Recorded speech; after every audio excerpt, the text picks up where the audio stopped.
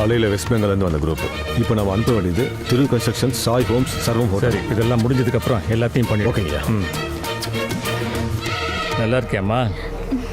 இப்போ மயக்கம் எதுவும் வருது இல்லையே? இல்லை சார், அன்றைக்கி காலையிலேருந்து 2 ஷிஃப்ட்டு, சாப்பிட்றதுக்கு டைமே இல்லை.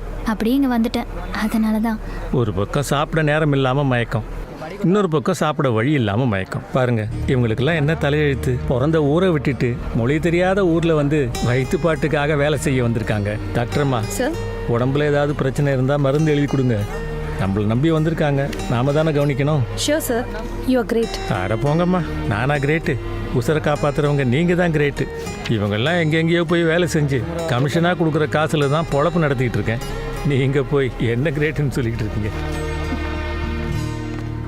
எந்த ஸ்டேஷன் சொன்ன? R5 station. இதுக்கு முன்னாடியும் இதே ஸ்டேஷன். பெங்காலியில் கியாடா?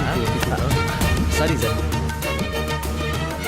சார், யாரை எப்போ விசாரிக்கிறது எங்களுக்கு தெரியும், நீங்கள் சொல்லி தான் தெரியணுங்கிற அவசியம் இல்லை. இந்த 7 பேர் வேலை செஞ்ச பில்டிங் பக்கத்தில் தான் திருட்டு நடந்திருக்கு. அதனால் அந்த கேஸ் முடிகிற வரைக்கும் நான் எப்போ கூப்பிட்டாலும் அவங்க வரணும். அது மட்டும் இல்லை, உங்கள் ஏஜென்சியில் வேலை செய்கிற அத்தனை பேரோட அப்டேட்டும் எனக்கு தேவை. வாரத்துக்கு 40-50 பசங்க வரானுங்க. வந்தவனுங்க ஒரு மாதம் முடியறதுக்குள்ளே ஊர் நினப்பு வந்து ஓடிடுறானுங்க. இல்லை அதிக சம்பளத்துக்கு இன்னொரு ஏஜென்சிக்கு போயிடுறாங்க. என்ன பண்ண சொல்கிறீங்க சார்?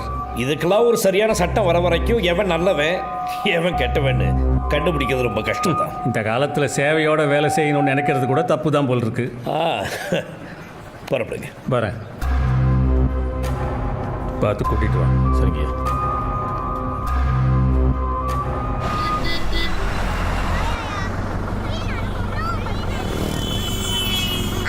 அப்பா ஸ்கூல் ட்ரிப் முடிஞ்சிருச்சு.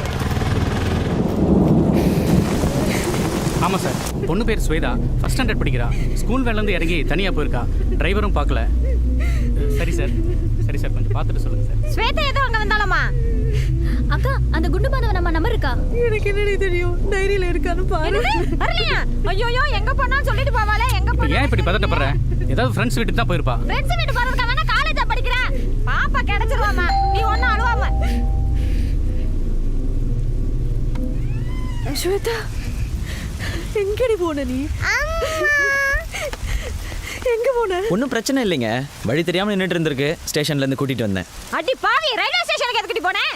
ரயில்வே ஸ்டேஷன்லாம் இல்லைங்க. வந்துட்டா.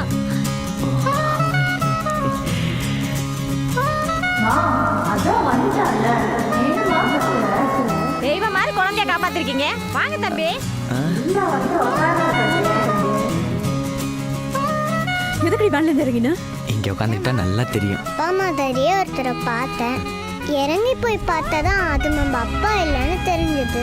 பிஞ்சு குழந்தை கூட மூஞ்சியா கடமை, அப்படி என்னத்தான் வேலையோ. போலீஸ்காரனுக்கு மாலை கொடுக்காதீங்கன்னு சொன்னேன், கேட்டீங்களா? ஏதோ CRPF போலீஸ், நல்ல வேலை நல்ல சம்பளம் சொன்னீங்க. இப்போ என்னாச்சு? வருஷத்துக்கு ஒரு ஊரா ஒரிசா பீகார்னு சுத்திக்கிட்டு திரியிறாரு. ரோட்ல போறவனுக்கு இருக்கிற அக்கறை கூட அந்த ஆளுக்கு இல்ல. நீங்க உட்காருங்க, தேவையில்லாம அவர் ஆளுகிலும் சொல்லாதம்மா. வீட்டுல இருக்கிறது பிடிக்கலன்னா சொல்லு, நான் இந்த வீட்டை விட்டு போயிடுறேன். ஏன் கட்டி கொடுக்கறதுக்கு முன்னால யோசிச்சிருக்கணும். இப்ப கட்டி கொடுக்கறதுக்கு முன்னாடியே ஏண்டி முடிஞ்சு போன விஷயத்துக்கு இப்படி தொண்டையை திறக்கிற? வந்தவருக்கு யாராச்சும் காஃபி டீ போட்டு கொடுத்தீங்களா? பாயிண்ட்